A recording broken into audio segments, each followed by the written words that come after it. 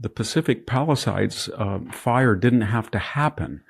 It didn't have to destroy the entire beautiful and ancient neighborhood of Palisades, and it didn't have to mean that they haven't even started rebuilding. But when you operate on anti-meritocratic DEI orthodoxies, and you have ideologies that overrule common sense and tradition, then you get something like a total systems collapse. So the mayor knew it was fire season. She knew that the Santa Ana winds were approaching. She knew that the hills were dry, but she was in Ghana. Why is Ghana important? I guess it has some DEI connection to her.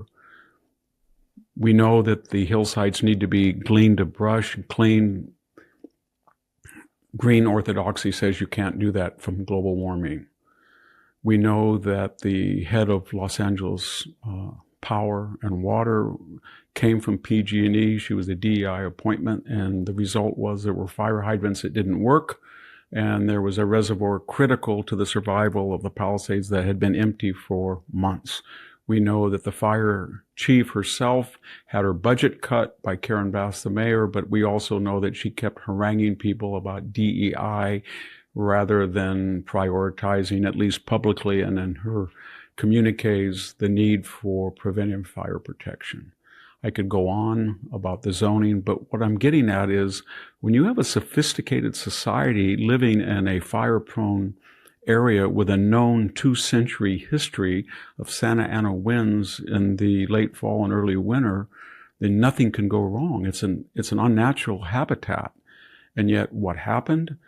DEI and green orthodoxy overruled traditions of trial and error, empirical knowledge about how to treat fires, how to prevent them, how to get water to parched areas, how to clean hillsides, why the mayor has to be there, why the deputy mayor, he was under house arrest for phoning in a bomb threat. Why was he even a deputy mayor, someone of that caliber?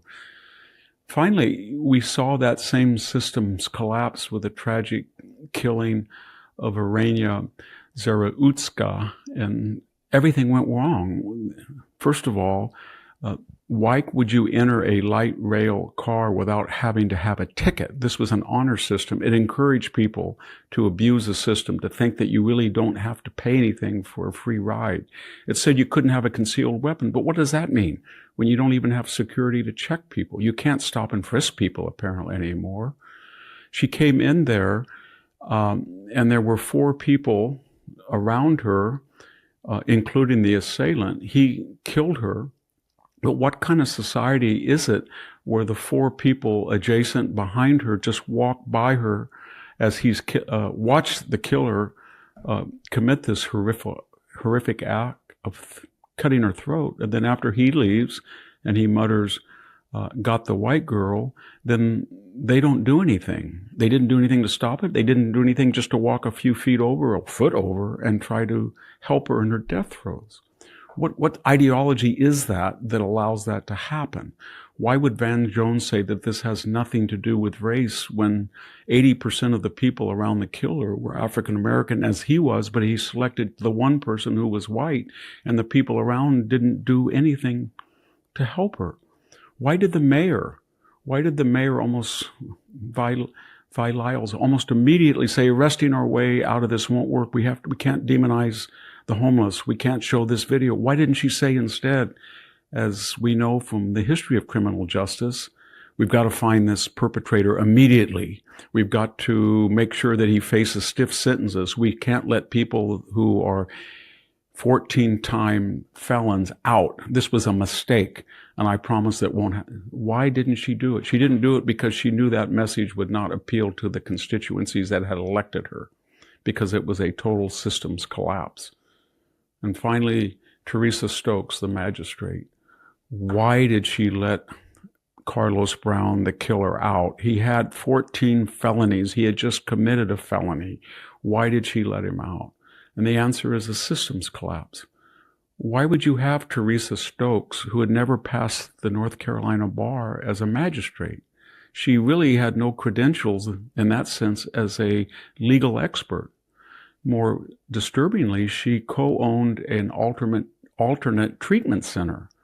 So when she was sentencing felons, convicted felons, or felons that were up for trial, she was, in some cases, directing them to a center in which she had a profit motive. Why did all this happen? Why did the media suppress it, suffocate it? Because it disturbed the narrative. The narrative was that there is no such thing as inordinate black crime, and to talk about it violates the canons of unempirical or non-empirical critical race theory, critical legal theory, the new anti-racism of Professor Kendi. And the result is that no one wanted to cover the story, even though had the roles been reversed racially, it would have been a George Floyd moment. What am I getting at? I'm getting at that in a sophisticated society like the United States, where we have complexities of travel and power and construction and safety, and we have a diverse population from all over the world, and we have 55 million people who were not born in the United States residing here, 16%. You don't have a margin of error. And the only way you can succeed in the way that prior generations have is to insist on common sense, knowledge of what worked in the past, and meritocracy and empiricism. But if you throw all that away and you go the superstitious route and adopt diversity, equity, inclusion mandates in place of meritocracy, or you say that those hillsides are ready to go up in flames, but I can't do anything about them because green orthodoxy says it would be contrary to nature, then you're going to have a systems collapse. The Palisades fire shows us something deeper than negligence. It exposes how ideology corrodes competence. It's not just that hydrants failed or brush wasn't cleared.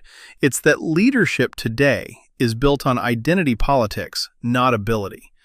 When merit is sidelined for DEI quotas, we end up with officials who are more fluent in buzzwords than in managing crises. Fires are predictable. Crime patterns are predictable. Infrastructure needs are predictable. But when governing becomes a performance of virtue instead of an exercise in responsibility, the predictable turns into catastrophe.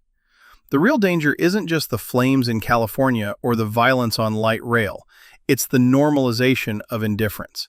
Citizens don't intervene because they fear prosecution or cancellation. Leaders don't act because they fear offending their activist base. And the media doesn't report truth because it fears shattering the narrative. That's a triple collapse: civic, political, and cultural. The lesson? Civilization isn't self-sustaining. It demands constant upkeep, competent officials, courageous citizens, and honest institutions. Remove merit and accountability, and systems rot from the inside. That's why the Palisades burned. That's why killers walk free. And that's why America must choose: return to merit and responsibility, or watch our institutions continue to collapse under the weight of ideology. If you value honest analysis and real conversations, make sure to subscribe. Hit the like button and share your thoughts in the comments. What did we miss, and what should we tackle next? Your voice makes this community stronger. Let's keep pushing for the truth together.